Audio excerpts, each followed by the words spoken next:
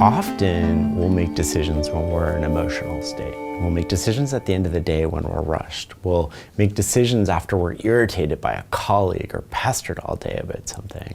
One of the ways that we can alleviate that sort of burden is just to go for a walk. Does this decision need to be made right now? If I go for a walk, is that going to change things? If I wait till tomorrow morning, the old anecdote or the old advice to sleep on it actually has a meaningful impact on dampening our emotions. Our emotions spike, and that's a signal to us that something's wrong or something's important to us. We often view sort of intensity as a gauge of how important those emotions are to us. You know, we'll do these things in the moment because we're emotional, and then we sort of regret it, but then we also have to defend our actions, right? So we have this sort of like dueling inside of our head where it's like, yeah, I shouldn't have done that, but yeah, I was really mad and I needed to express myself. And so we sort of like justify our own behavior. It's really strange.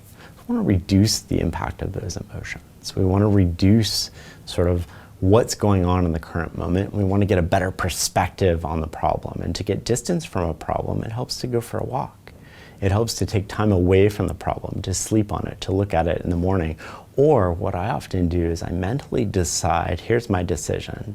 Now I'm going to sleep on it. And then I'll wake up in the morning and be like, how do I feel about that decision? Because I'll trick myself into having made it. And if I have regrets, that's a sign that I might want to think about that problem a lot more. And if I'm comfortable with that decision, then that's a sign that I'm probably on the right track. If I made the same decision when I'm emotionally engaged and when I'm not. But often you don't want to decide. You just want to delay that decision. Why do you have to make it now? Another way that we make bad decisions or that we trick ourselves into making bad decisions is that we just look for information that confirms to what we already believe. If people disagree with us, how can they be right? Because that means that we're not right. So our ego doesn't often let this information in. It doesn't process it. But what we want to do is what Charles Darwin used to do. We want to pull out a journal, and every time that something disconfirms with what we believe, what we know to ourselves to be true, we want to make a note of it. And we want to start thinking about it, because what we're really focused on is outcomes. We're not focused on being right. We're focused on being the best. How do we create the best outcome possible? And every time that something disconfirms with something that we think or we believe, that's an opportunity to learn. Maybe they're right, maybe they're not, but to dismiss it out of hand without evaluating it is not doing ourselves justice towards outcomes. And finally, overconfidence is one of the other ways that we sort of lead ourselves astray. We take outsized risks. We believe that we have information that other people don't have, which causes us to be overconfident, to do things that we otherwise wouldn't do.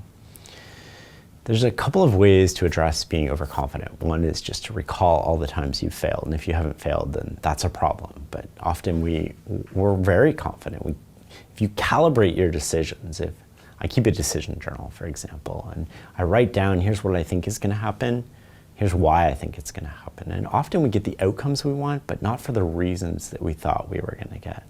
And it's an effective calibration on what you know. It's an effective calibration against your overconfidence, because you realize that how much we don't actually know, or how much we're right, and it's not for the right reasons. We might get the right outcome, but it's not for the reasons that we predicted that outcome would happen by. And another way to like sort of address overconfidence is just have people check and balance you, right? Which is, no, I disagree with you. And if we keep track of when people disagree with us as the opportunity for learning and exploring, like, why is it you disagree? Is it you disagree with the variables that I think are relevant in this particular situation? Do you disagree with how I think those variables interact in this situation? Or do you disagree with my conclusion about what's going to happen? And once you start honing in on that, that's an opportunity for learning. And you're often not the expert that you think you are.